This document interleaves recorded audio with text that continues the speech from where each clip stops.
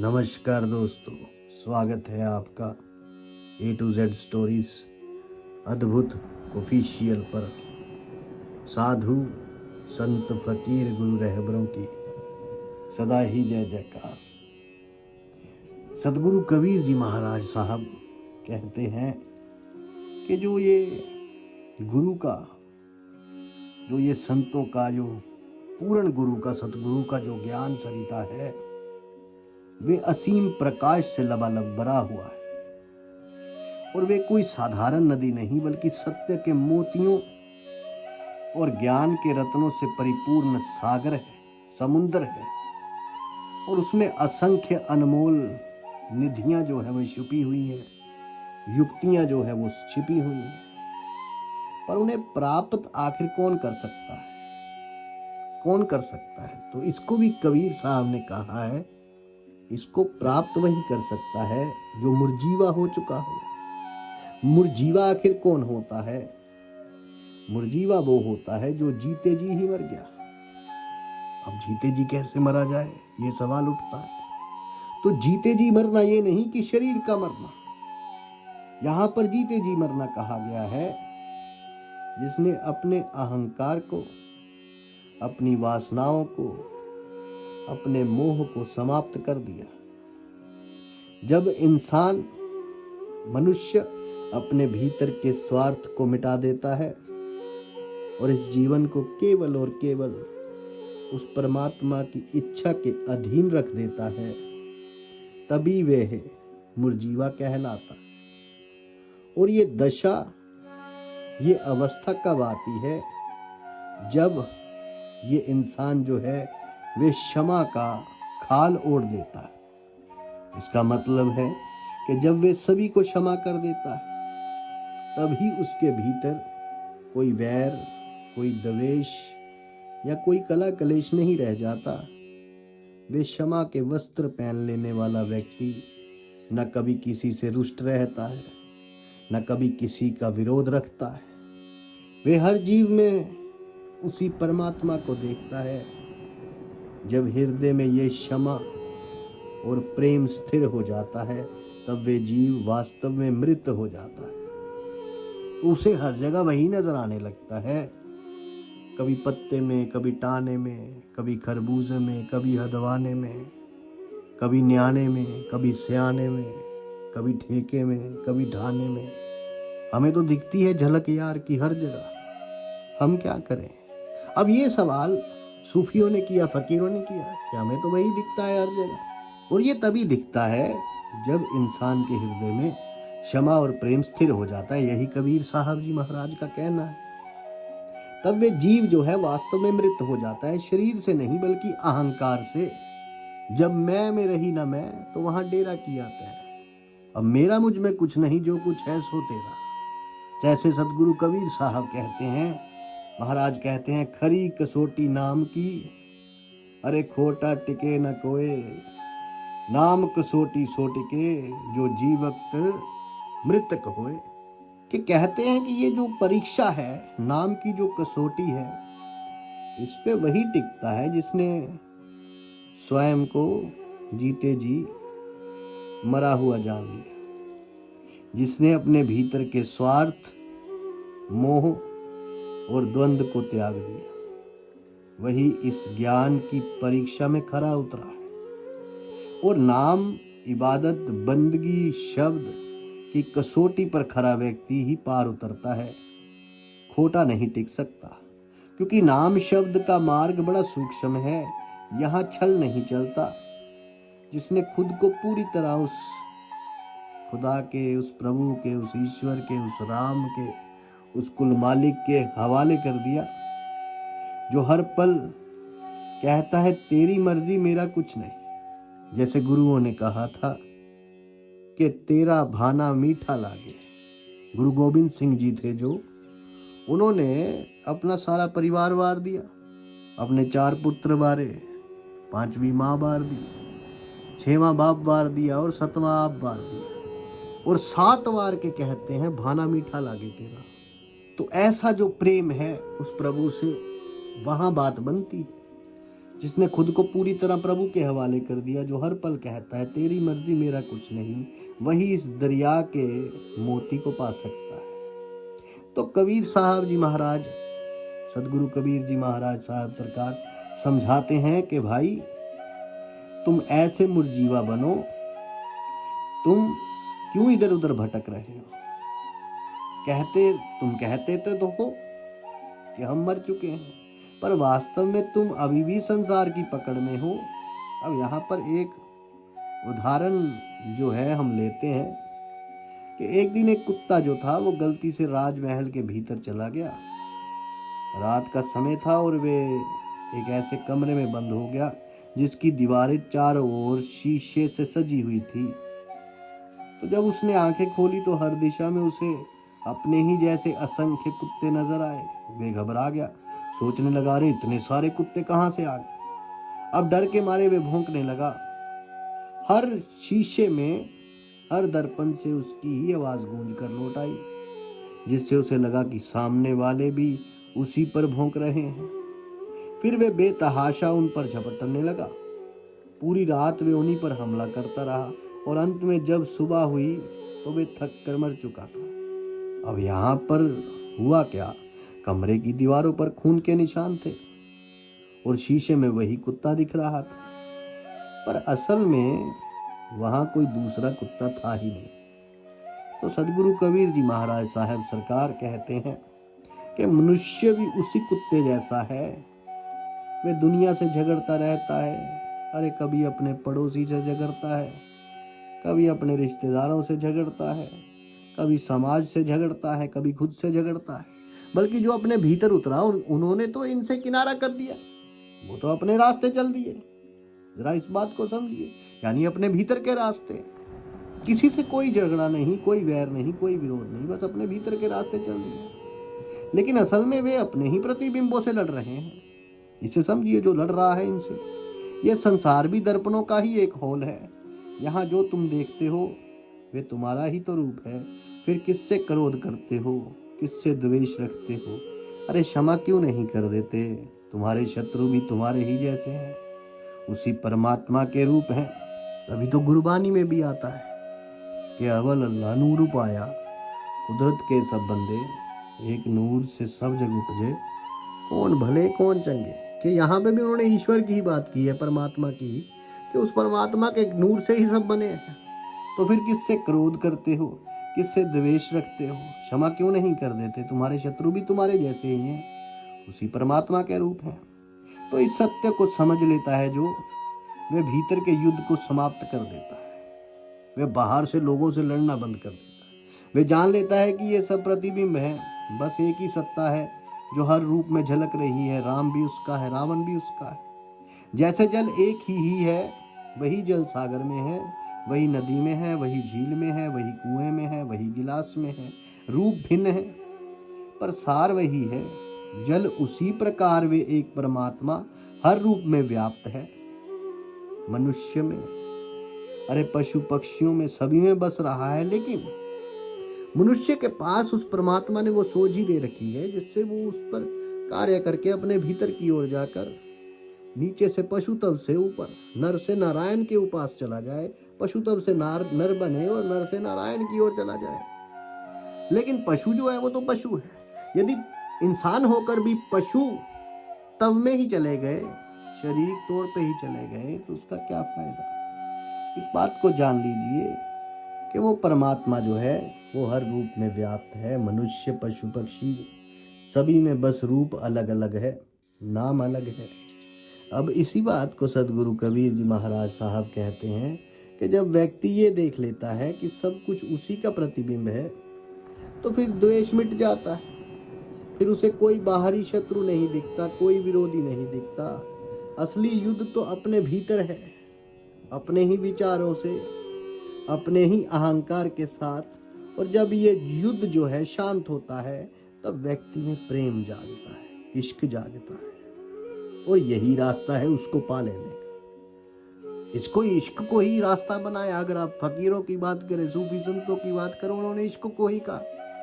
किसी ने love is God कहा, किसी ने इश्क ही खुदा कहा, तो भीतर का इश्क जब उस परमात्मा के लिए जाग जाए तो एक बात साफ हो जाती है कि यदि इश्क है उससे तो सबसे इश्क कर, इस इश्क का यारा यही दस्तूर है।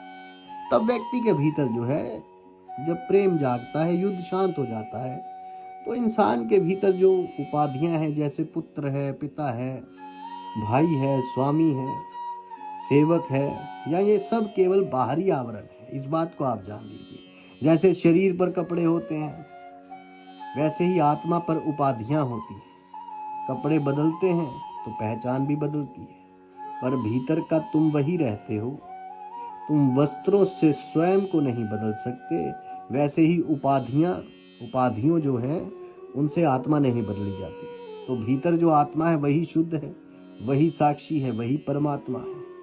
वे किसी जाति, किसी धर्म, किसी रूप या किसी लिंग में बंधी नहीं है। तो सतगुरु कबीर जी महाराज साहब कहते हैं वे एक ही भीतर बैठा है, वही जो भीतर बैठा है उसी की झलक बाहर भी है।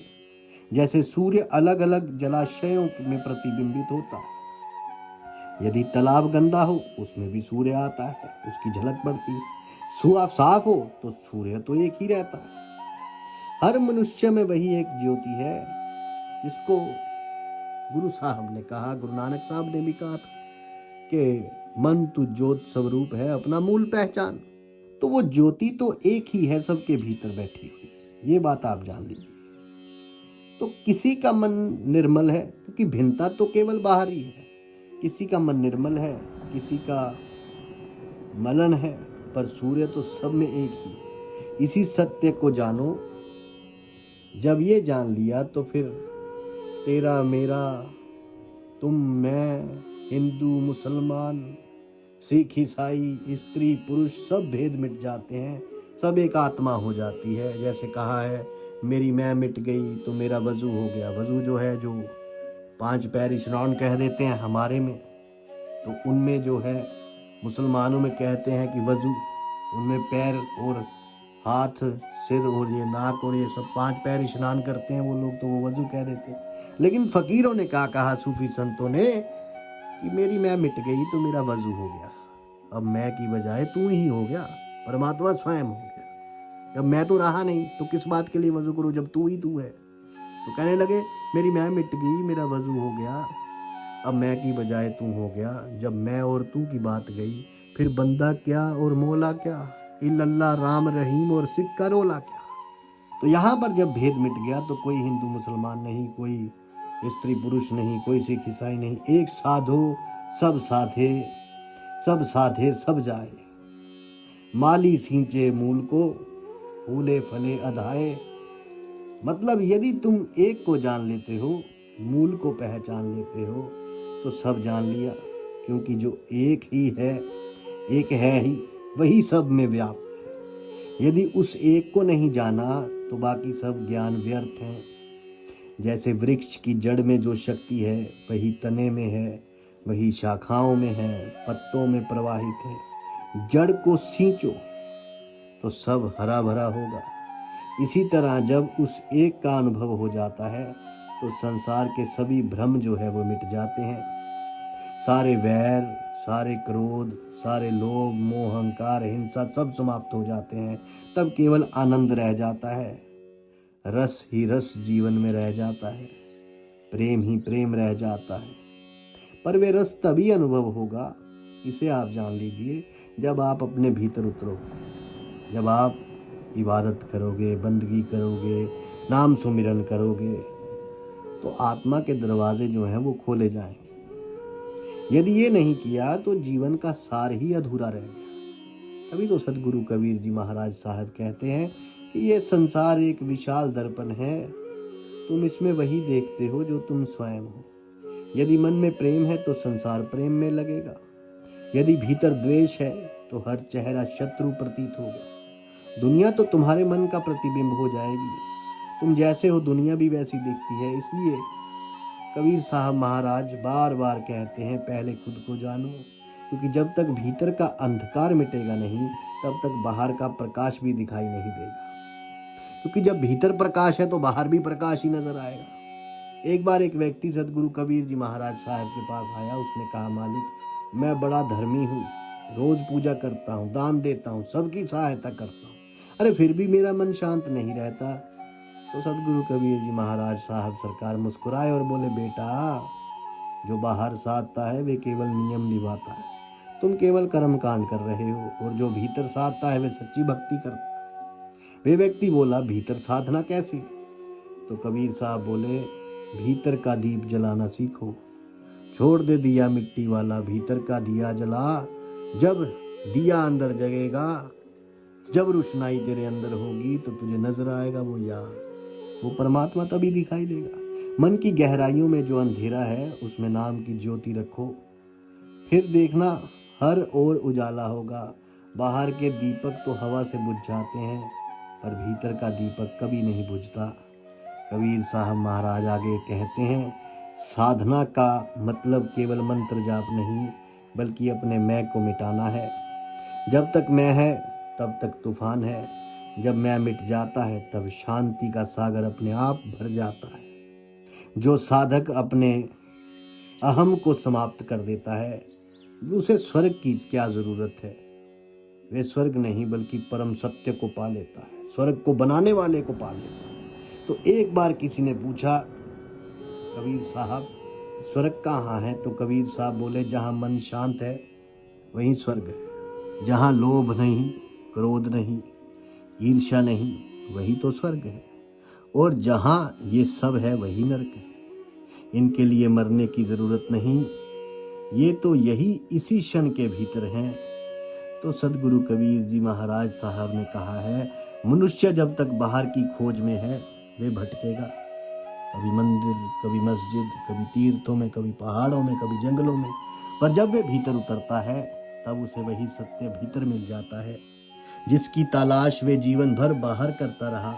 ये शरीर ही असली तीर्थ है, यही वे जो है प्रभु छिपा है, जिसे लोग ना जाने कहाँ कहाँ ढूंढने जाते हैं। जब ध्यान भीतर जाता है तो नाम का प्रकाश अपने आप जगमगाने लगता। कबीर जी महाराज साहब का एक शिष्य था धर्मदास। वे पूछ बैठा कि महाराज इस नाम का अर्थ क्या है, क्या ये कोई शब्द है या कुछ और? तो कबीर जी महाराज साहब बोले, बेटा नाम कोई शब्द नहीं जो जीवा से बोला जाए, वे एक तरंग है, एक ध्वनि जो भीतर के नाद में गूंजती है। जब मन स्थिर होता है तब वे नाम सुनाई देता है, उसे कानों से नहीं आत्मा से सुनना होता है। धर्मदास ने फिर पूछा, मालिक ये नाम कैसे मिलेगा? तो कबीर जी महाराज साहब बोले, नाम मांगने से नहीं मिलता, पात्रता से मिलता है। जैसे खाली पात्र में ही जल भरा जाता है, वैसे ही जो मन से खाली है, अहंकार से मुक्त है, वही नाम का रस पी सकता है। नाम कोई बाहरी वस्तु नहीं, वे तो जन्म से ही भीतर विद्यमान है, बस धूल जम गई है वासनाओं की, इच्छाओं की, कामनाओं की, क्रोध की, मोह की, लोभ की, अहंकार की। ये ही बस जब साधक ध्यान और भक्ति से उस धूल को हटा देता है, नाम अपने आप प्रकट हो जाता है। फिर वही नाम उसकी सांसों में गूंजता है, हर श्वास प्रश्वास में वही जब चलता रहता है कि और अब इस बीच कुछ नहीं, तेरा नाम ही हर सांस है मेरी, हर सांस ही तेरा नाम है मेरा। इस अवस्था में व्यक्ति सोए तो नाम में, अरे जागे तो नाम में, चले तो जाग नाम में, फिरे तो नाम में, खाए तो नाम में, पिए तो नाम में, उठे तो नाम में, बैठे तो नाम में, जागे तो नाम में, सोए तो नाम में, हर पल उस शब्द में रम रहता है वो। कबीर जी महाराज साहब कहते हैं, नाम वे कुंजी है जिससे ब्रह्म के द्वार खुलते हैं, अरे बिना नाम के ये द्वार बंद रहता है। तुम कितनी भी पूजा पाठ कर लो, तीर्थ घूम लो, पर जब तक नाम का सुमिरन भीतर से नहीं होगा तब तक तुम्हारा मिलन उस प्रीतम से कभी नहीं हो सकता। कबीर जी महाराज साहब समझाते हैं, ये नाम किसी किताब से नहीं, किसी गुरु के माध्यम से मिलता है, पर वे गुरु मुर्शिद केवल शब्द देने वाला नहीं होता, वे तुम्हारे भीतर की जड़ता को तोड़ता है, वे तुम्हें जगाता है। जिस प्रकार बुल्ले शाह को जगाया शाह इनायत ने। बुल्ले शाह गए थे अपने मुर्शिद शाह इनायत के पास कि बाबा मुझे उस परमात्मा को पाना है। 12 साल बंदगी की थी, इबादत की थी, बैठकर रब रब किया था, लेकिन परमात्मा मिला नहीं। तो मुर्शिद के पास गए, गुरु के पास, बाबा मुझे उसको पाना है। तो बोले बुल्लिया रब का तूने क्या पाना है? अरे इधर से पटना है उधर लगाना है, यानी बाहर से तोड़ दे, अब भीतर की ओर हो जा। जब भीतर की ओर गए वहां की जड़ता मरती है। कौन मारता है? गुरु मारता है। तुम्हें दिखाता है कि सत्य कहीं बाहर नहीं, वे तो तुम्हारे भीतर ही है। जब ये ज्ञान भीतर उतर जाता है तो व्यक्ति संसार में रहते हुए भी संसार से अलग हो जाता है। वे व्यापार करे, परिवार में रहे, पर उसका मन भीतर उस परमात्मा, उस ईश्वर, उस कुल मालिक में स्थिर रहता है। वे वही मुर्जीवा हो जाता है। जीवित होते हुए भी संसार के बंधन से मुक्त कबीर साहब महाराज कहते हैं, एक साधे सब सदे, सब साधे सब जाए। अर्थात एक ही साधना कर लो, नाम की साधना, आत्मा की साधना, बाकी सब अपने आप सज जाएगा। तुम चाहे योग करो, पूजा करो, दान दो, पर यदि नाम नहीं साधा गया, शब्द नहीं साधा गया, इबादत नहीं की गई, बंदगी नहीं की गई, प्रार्थना भीतर की ओर हम नहीं गए, तो सब केवल दिखावा रह जाएगा। और यदि केवल नाम साध लिया तो बाकी सब साधनाएं स्वतः सफल हो जाएंगी। नाम ही वे मूल है जिससे सारी शाखाएं फूटती हैं। जिसने जड़ को पकड़ा उसने वृक्ष को पा लिया, जिसने शाखाओं में उलझन रखी वही मूल से दूर हो गया। कबीर जी महाराज साहब कहते हैं, माली सींचे मूल को, फूले फले अधाए। जड़ सींचने वाला कभी असफल नहीं होता। इसलिए यदि साधना करनी है तो मूल साधो, नाम साधो, भीतर की ओर जाओ, क्योंकि वही अमृत छिपा है, वही सच्चा आनंद है। कबीर जी महाराज साहब अपने शिष्य धर्मदास को समझाते हुए कहते हैं, बेटा ये संसार एक लीला है, इसमें कोई बुरा नहीं, कोई अच्छा नहीं, सब अपने अपने कर्म के अनुसार चल रहा है। लेकिन जो व्यक्ति इस लीला को पहचान लेता है वे मोह और माया से परे हो जाते। तो धर्मदास जी ने कहा, ऐ गुरुदेव महाराज, फिर क्या हमें सब कुछ छोड़ देना चाहिए? तो कबीर साहब मुस्कुराए, बोले नहीं। अरे पुत्र, छोड़ने की नहीं, समझने की आवश्यकता है।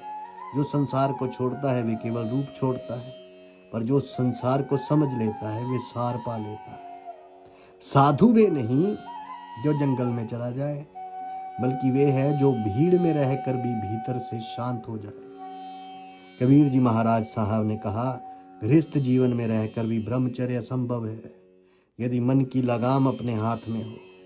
गृहस्थ वे नहीं जो केवल परिवार चलाए, बल्कि वे है जो भीतर से विवेकपूर्ण हो। गृहस्थ वे है जो जानता है कि ये सब नश्वर है, ये सब धन दौलत, यश अपयश, मान अपमान, मोह माया, ये सब एक दिन जो है वे मिट जाएगा, क्योंकि ये एक स्वप्न है, स्वप्न की तरह है। तो फिर धर्मदास जी ने पूछा कि महाराज कबीर जी महाराज साहब, क्या गृहस्थ को भी नाम साधना करनी चाहिए? तो कबीर साहब बोले, क्यों नहीं करनी चाहिए, वही तो सबसे योग्य है। अरे गृहस्थ साधना करता है तो समाज को दिशा मिलती है। वे संसार में रहते हुए भी नाम की राह दिखा सकता है। साधना के लिए किसी जंगल जाने की आवश्यकता नहीं, जरूरी है मन का एकांत होना। यदि मन एकाग्र है तो घर पर भी आश्रम बन जाता है। कबीर जी महाराज साहब कहते हैं, साधक वही सच्चा है जो हर परिस्थिति में स्थिर रहे।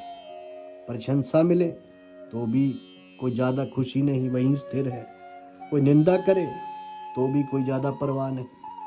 सुख मिले या दुख, उसका मन नाम में अडिग रहे। जैसे कमल का फूल जो है वो कीचड़ में खिलता है, पर कीचड़ उसे छू नहीं पाता।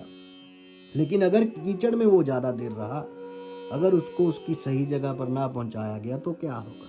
वे मुरझा जाएगा। इसलिए उसको सबर रखना होता है। वैसे ही नाम में डूबा साधक जो है संसार में रहकर भी उसकी मलिनता से परे रहता है और उस जगह पहुंच जाता है जहां वो मुरझाए ना। वो नाम ही ऐसा वो जगह है जहां वो मुरझाता नहीं। फिर कबीर जी महाराज साहब बोले, धर्मदास याद रखना, साधना का अर्थ केवल ध्यान या जप नहीं, ये जीवन का तरीका है। हर कार्य में सत्य, करुणा और सरलता हो, यही सच्ची योग है।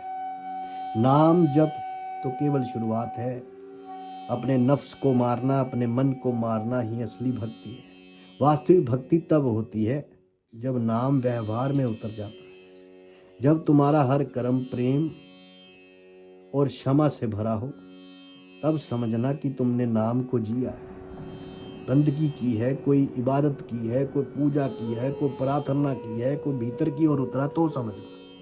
तो एक बार फिर धर्मदास जी ने पूछा कि महाराज, क्या ज्ञान पाने के बाद व्यक्ति संसार से अलग हो जाता है? तो सदगुरु कबीर जी महाराज साहब बोले, नहीं, अरे वे अलग नहीं होता, बल्कि सब में एकता देखता है। क्योंकि वे जान लेता है कि जो दूसरों में है वही तो मुझ में है। इसलिए उसका व्यवहार सबके प्रति सामान्य हो जाता है, एक समान हो जाता है। वे न किसी से घृणा करता है, न किसी से मोह। वे जानता है सभी आत्माएं उसी परम ज्योति की किरणें हैं। कबीर साहब महाराज ने कहा, धर्मदास, सच्चा साधक वही है जो अपने भीतर की गवाही सुनता है। यदि भीतर कहता है कि चुप, खामोश, तो खामोश। यदि भीतर कहे कि मुस्कुरा, तो मुस्कुरा। ऐसा होता है। जब तक तुम बाहर की राहों पर चलोगे तो भटकते ही रहोगे, पर जब भीतर की आवाज़ सुनोगे तब हर दिशा साफ दिखेगी। वे आवाज़ ही नाम का नाद है, जो रूह में गूंजता है, आत्मा में गूंजता है। तो उसे सुनना सीखो। सत्य भीतर ही बोलता है। फिर कबीर जी महाराज साहब ने धर्मदास को एक आखिरी शिक्षा दी कि जब कोई तुम पर क्रोध करे तो आप शांति रखो। जब कोई आपको अपमानित करे तो उसे क्षमा करो। जब कोई आपको धोखा दे तो उसके लिए दुआ करो, क्योंकि यही है मुर्जीवा की पहचान। जो स्वयं मर गया अहंकार से, उससे कोई कुछ नहीं छीन सकता। धर्मदास जी ने सिर झुकाया और कहा, महाराज, अब मैं समझ गया कि साधना केवल बैठने का नहीं, इस जिंदगी को जीने का एक तरीका है। कबीर जी महाराज साहब बोले, हाँ पुत्र, यही सच्चा दीप है, यही असली दीपक है। जब भीतर ये दीप जल जाएगा तब बाहर की दीपावली की क्या आवश्यकता नहीं, क्या रह जाएगी उसकी आवश्यकता? कोई आवश्यकता नहीं रह जाएगी जब भीतरी दीपक जल गया। फिर जीवन के हर पल में प्रकाश होगा। अंत में कबीर जी महाराज साहब ने कहा, वो नाम ही वे कुंजी है जो जन्म मरण के बंधन को तोड़ देती है। जो नाम में स्थिर हो गया वे मुक्त हो गया। वे चाहे कभी भी कहीं भी रहे, घर में रहे या जंगल में रहे, भीड़ में रहे, वे सदैव परमात्मा में रमा रहता है। वे राम राम राम करता हुआ राम में रम जाता, राममय हो जाता, प्रभु के साथ एक हो जाता है। फिर उसमें और प्रभु में कोई फर्क नहीं रह जाता। उसके लिए संसार और ब्रह्म दोनों एक हो जाते हैं। वे जो कुछ भी करता है उसमें ईश्वर का भाव है। ऐसे व्यक्ति ना जन्म लेता है ना मरता है, वे केवल रहता है सत्य में, प्रेम में और नाम में। साधु संत फकीर गुरु रहबरों की सदा ही जय जयकार। आप सबके भीतर बसे उस परमात्मा को मेरा प्रणाम स्वीकार कीजिए। धन्यवाद।